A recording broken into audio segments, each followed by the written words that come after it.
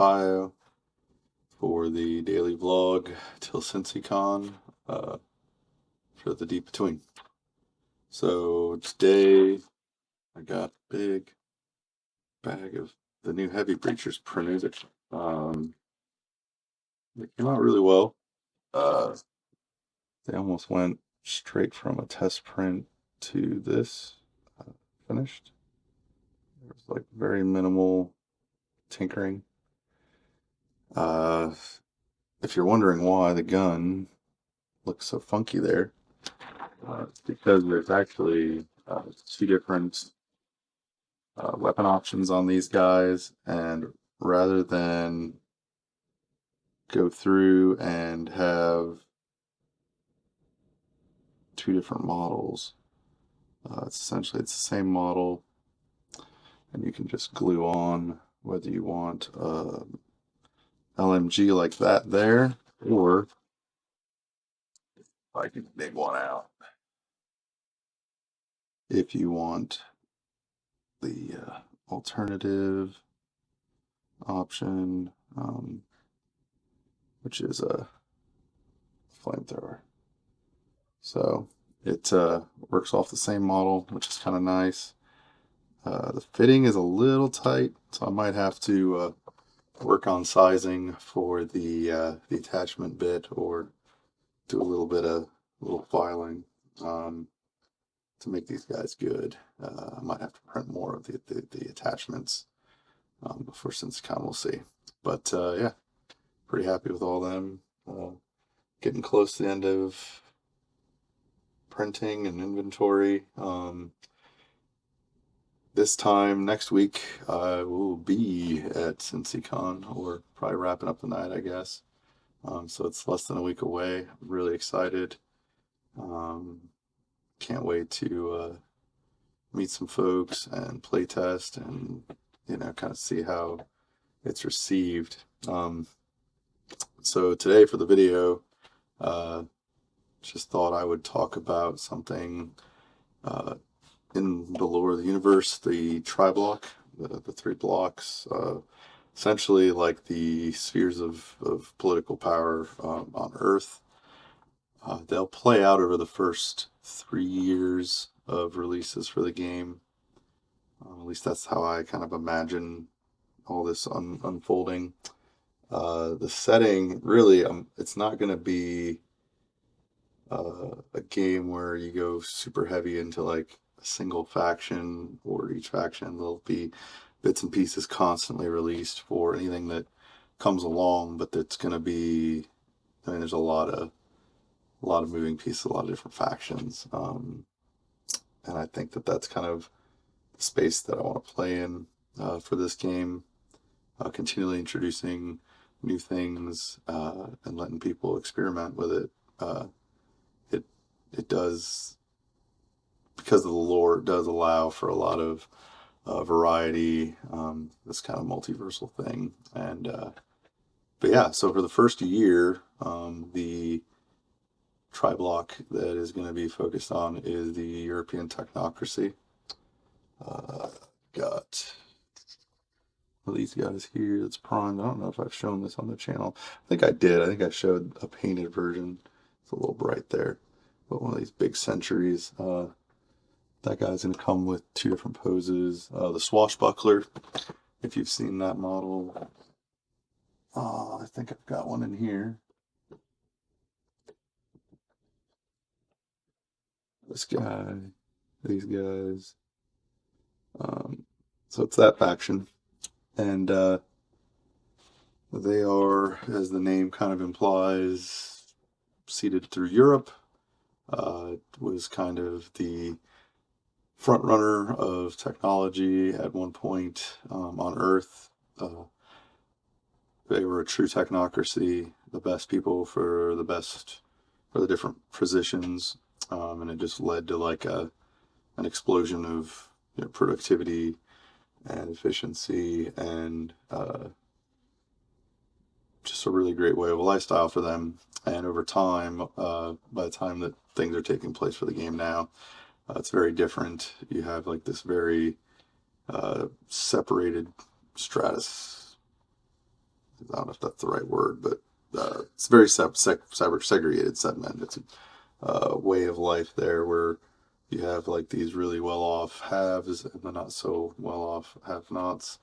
A lot of it's automated.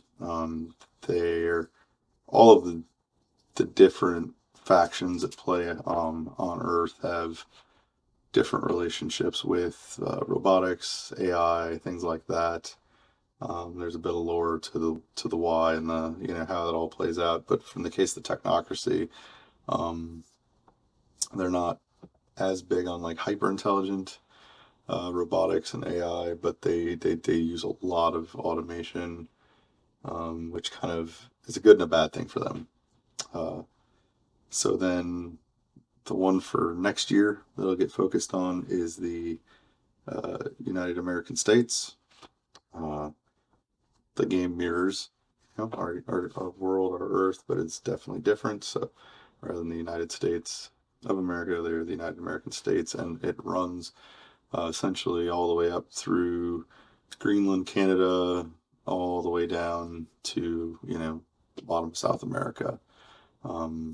And it's not all that everybody gets along, and they have this very mysterious seat of power, like it's the centralized governance. It's referred to as the capital, for lack of a better name currently. I'm sure I'll find something better than the placeholder. Maybe it'll always just stick and be that. But it's almost like the helicarrier from Marvel for Shield, where it's just this kind of massive flying fortress that is shadowy and no one ever knows where it is or if there's multiple or and they have a very pretty big dislike of AI and robotics in the whole America's sphere of the world. That Tri Block AI is kept to very rudimentary, probably similar stuff to like what we would see now or in our very near future. Nothing super intelligent. Robots are very simple, basic programming. They're not particularly smart. One of the things that's going to be really fun for the design of this faction is early on when I was messing around with the Iterax, like these grubs that have showcased pretty well.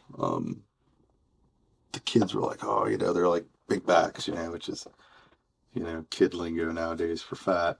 And they thought it was kind of funny, and I was like, I don't know about that. It's kind of a weird thing to call the aliens. But then as I thought about it jokingly, I thought it was, sketching at the time. Like one of these big, chunky, hunched robots that they're gonna have. These kind of dumb, menial combat robots, and has like these like missile mortar pods on its back. And I was like, maybe we'll call them big backs. I think that's kind of funny. I try to keep everything here lighthearted and kind of pulpy. But yeah, that's the second, and then the third and final of the Tri Blocks, which will kind of show up in year 3, which will be like 2028, assuming everything continues to plan. But that is going to be the Red Dragon's Republic, and it's basically AI Emperor China is like kind of the best way to put it. There is an event that happens in the lore where this like AI war happens, which is why a lot of regions of the world have either pretty strict safeties in place or kind of have completely written it off, like in the Americas. Whereas for the Asia Pacific bloc, they essentially were working on digitizing consciousness. It's something that was already kind of had like some early prototype success, I guess you'd say, and different parts of the Pacific, and basically this dictator emperor type of Chinese ruler takes his digitized intelligence and basically tries to merge with the AI, and it becomes, the Red Dragon. So they're kind of a different faction. They're very not. I wouldn't say they're to the trope of like seeking the singularity type, but they definitely are all about human and robotic uh, merging and assimilating and things like that. Their soldiers are absolutely heavily augmented, and the generals can kind of tap into things. It's kind of a neat design. It's very early. I have like very few sketches and bits of lore about it, but that's like a little ways out, so that's just why it's not as much in the forefront. The European technocracy would be the one you see the most of in the coming months, next 8-9 months, until probably end of the year, somewhere like October, November. You'll probably start seeing year 2 stuff.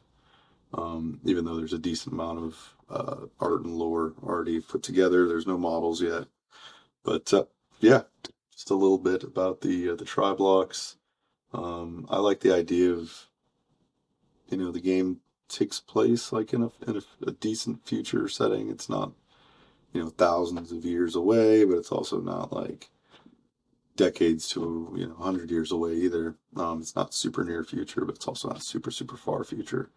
And I didn't like the idea of like Earth completely homogenizing into a single planetary government.